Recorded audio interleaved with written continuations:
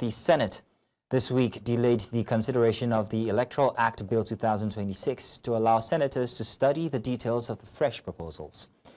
The bill had been listed for consideration and possible passage on Wednesday, but senators stepped it down to give themselves more time to study it.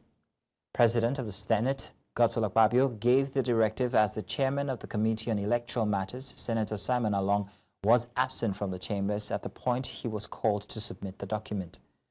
Civil society groups are accusing the upper legislative chamber of intentionally dragging its feet to create an excuse for inaction amid mounting pressure for passage of the bill. The House of Representatives had already passed the bill in December 2025 before proceeding on the Christmas and New Year break.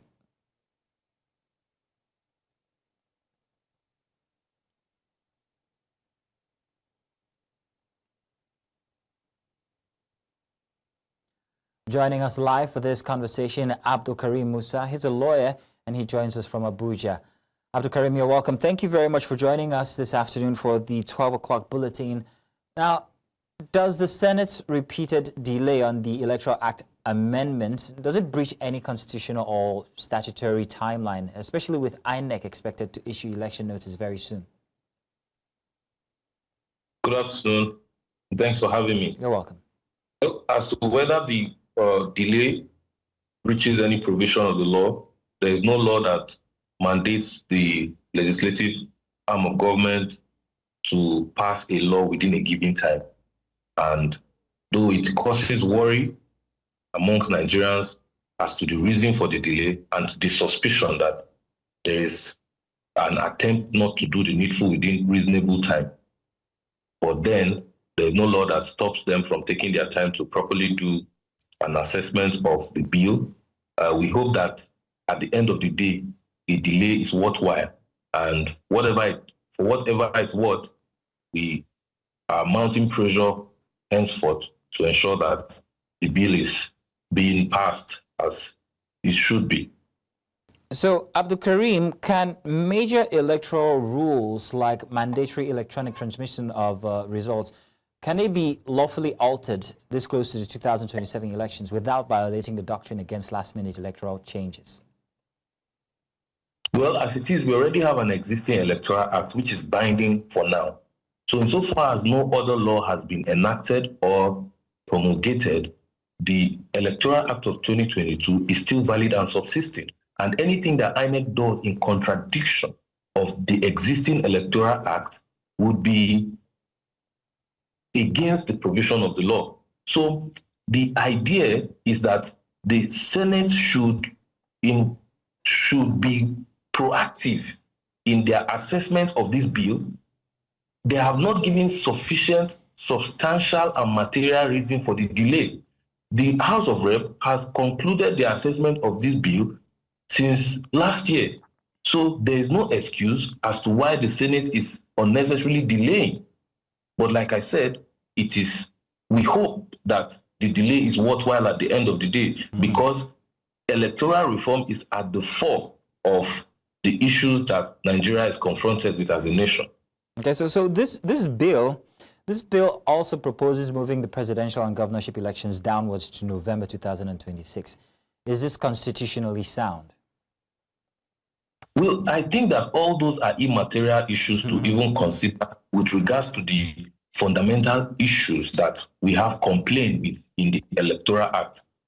Whether they move the elections backward or forward is not material to the fundamental amendment that Nigerians are yearning for. It is not the time for conducting the elections that Nigerians have complained that led to this bill. It is certain provisions that Nigerians have agitated to ensure that the elections are conducted free, fair, and credibly. So I think that our discussion rather revolve around some of those key sections that Nigerians have concern with. I was wondering what you think, AbdulKareem, about the claim or the claim that the Senate is deliberately, what's the word? Should I say withholding on this issue? What's your take? My take is that the suspicion that the Senate is deliberately dragging their foot is is substantial.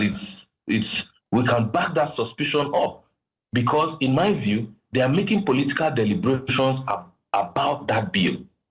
And this is part of the problems that we have. There is lack of openness in their assessment of this bill. And we require a level of transparency so that whatever they come up with at the end of the day, Nigerians can boast that they oversaw the process of the enactment, the amendment of the Electoral Act as it's presently constituted. Okay, so if you say that the Senate is actually doing its job, do you think that people have actual access to the information to give that transparency that you're talking about now? Do you think they have that privilege, that opportunity?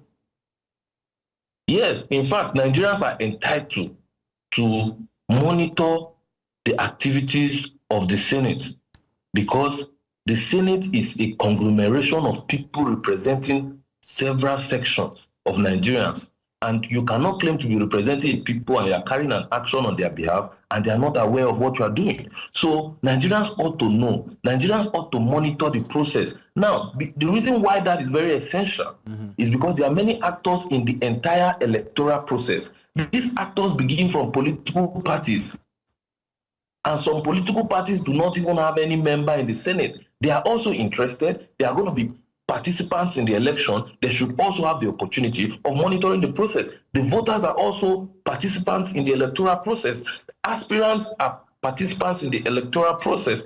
Even the judiciary are participants in the electoral process. And the judiciary ought to monitor this process so that sometimes in interpreting the law, they can understand the mindset of the legislators as at the time of drafting the law. If we listen to the deliberations and the arguments that are made on this law, then when a provision is made, we can now infer where there is conflict or where there is a problem of construction of particular sections. We can now know the mind of the Senate. But if the Senate is going into closed sections, dragging foot, and Nigerians are not properly informed as to the procedure that is leading to the passing of the law, then Nigerians are being shortchanged. Well, I want to call on your experience when it comes to judicial matters that have to do with governorship or presidential election or elections generally. Where do you think this is going? What's the solution to this matter currently? Yes, see, from personal experience, I'll tell you that I've never been excited about the idea of electoral reform by way of amending existing electoral acts. Because from experience, I can tell you that the majority of the problem that we have with our electoral system is not with the law. It is with the application of the law and application by the courts and the electoral tribunals. What are even the fundamental sections that they are going to amend? I've gone through a list on the bill as to the items that the Senate intends to amend. Issues of live transmission, issues of penalizing failure to transmit results live. Those things were already in the law. Even though there was no penalty for live transmission, the law had already provided that results, as people are voting, the votes should be transmitted on IREV so that everybody can see. In the last election, votes were actually transmitted in some places, but in other places, votes were not transmitted. It was for the court to assess the beavers machines to determine if the votes that were recorded and declared by INEC are in tandem with what appears on beavers. But the court refused to consider beavers machines on grounds that the petitioners did not file written statement on oath for INEC staff who the petitioners consider to be adversaries. That, in my view, is a misinterpretation, misapplication, and excessive use of technicality by the courts at the expense of substantial justice. So the issue and my concern is that the amendment of this act is not going to ensure any electoral reform. And record me today that there is nothing that you experienced in 2023 that you will not experience as a result of the amendment of the Electoral Act. There's nothing, because the issue are with the courts. The issue are with the excessive adherence to the technicalities about the electoral laws rather than interpretation of the law to occasion substantial justice. I could go on and on if I have the time to give you examples. Unfortunately, we don't have that time, AbdulKareem. AbdulKareem, thank you very much for your expert advice. We will continue to watch out for the repeal and enactment of this Bill 2026. And maybe if we have more conversation, we'll come to you. Thank you again.